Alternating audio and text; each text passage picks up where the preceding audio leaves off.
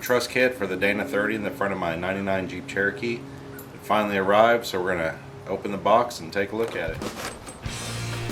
So I ordered this kit from Ruff Stuff, and my Jeep's a lot heavier than it used to be, and so I just want to make the front diff a little bit more rigid and able to take the extra weight while I'm off-roading without bending. Some people may think it's silly to truss a Dana 30, but I'm poor and can't afford to put a Dana 60 or anything like that under it.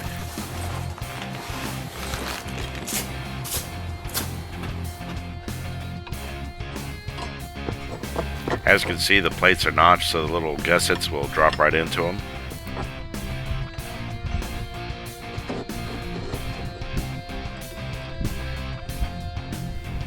It's pretty easy to tell which plate is the front and the rear just by how long the little legs are on them and how they fit up to the plate.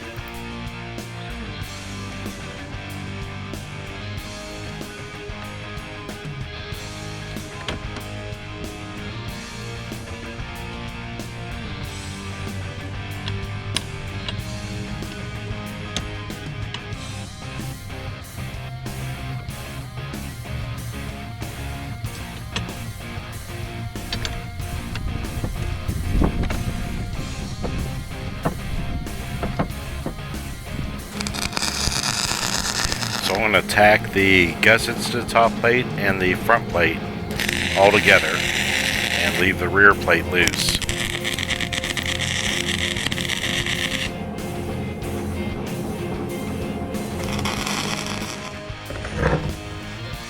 And this is the top bracket that the upper control arm goes into. The sleeve would not fit into it that the bushing slides into, so I'm having to sand the holes out a little bit with a little flapper wheel just so the sleeve will fit in.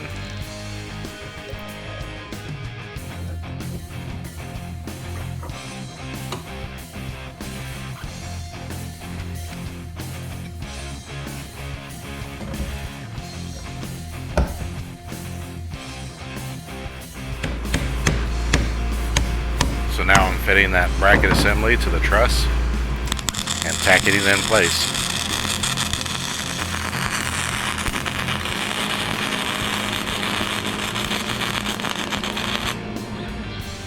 I left the rear plate off so it'd leave me access to weld the gussets to the top of the axle.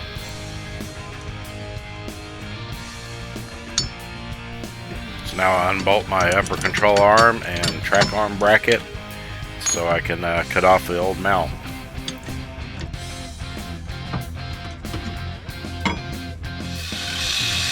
In a past video I'd reattached this bracket and I really gobbed the weld on, so it took me a better part of the day to get the bracket off and all the weld ground off.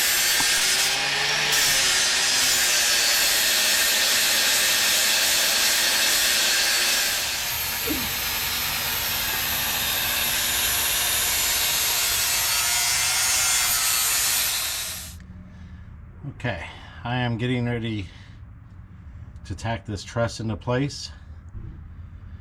Tried to line everything up best I could, make sure it's all ready to weld in place.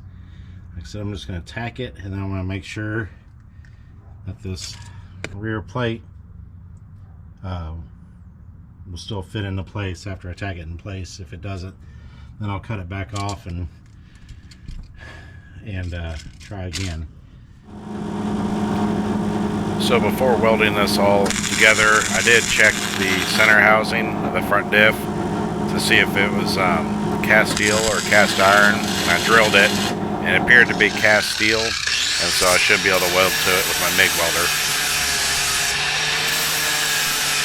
The rear plate needed a little bit of grinding before I could fully get it to fit in place.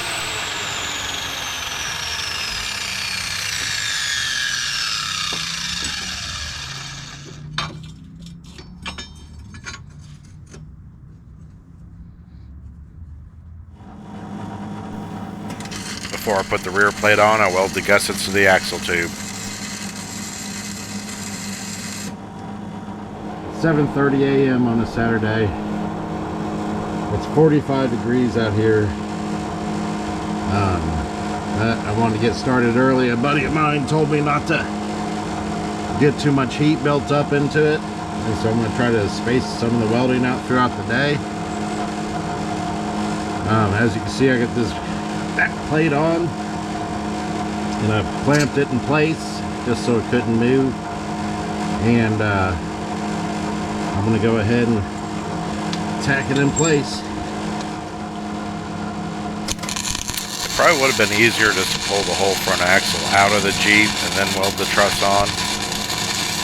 But I don't have enough room in my garage to work on it like that, so I'd have to tear it apart in my driveway, and I just kind of didn't want to make my neighbors look at my Jeep just completely tore apart in my driveway.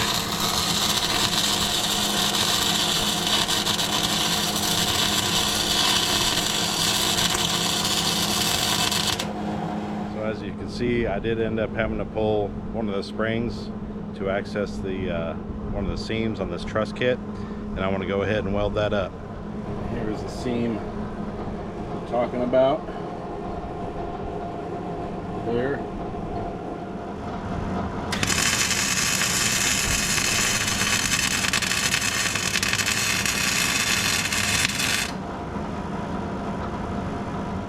Here's that weld I put in. I had to remove the spring for, and when it cools down a little bit, then I'll paint it. Now I start assembling the driver's side truss. Okay, so we got the driver's side tacked together. Set it in place.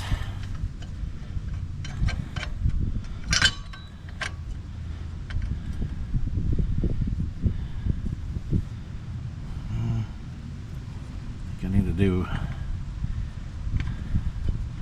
little grinding up here. Grind that ear off a little bit. Make it sit down in there better.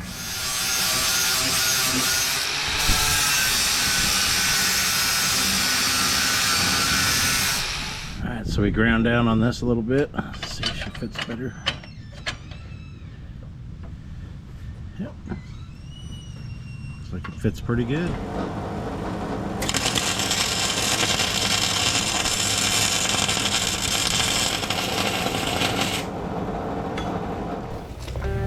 So I got it all installed, so we're going to go to Southern Missouri Off-Road Ranch and test it out.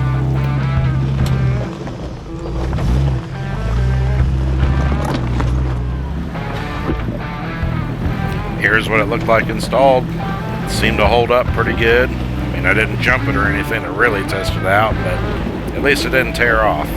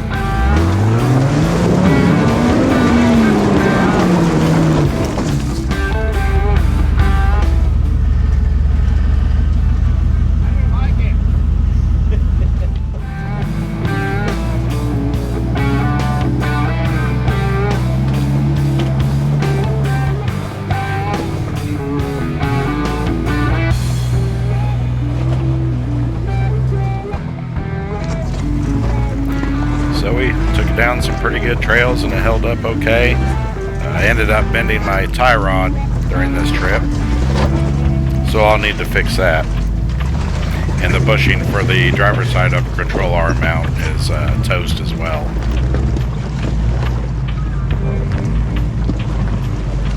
So that's how I installed the truss kit on my Dana 30. As you can see, I'm just a regular dude. I like to go off-roading, and I can't afford to pay people to do stuff for me, and I can't afford this high dollar stuff to put in it. So to keep going off-roading, I just do the work myself the best I can. I hope this video shows that you shouldn't be scared to tackle your own projects.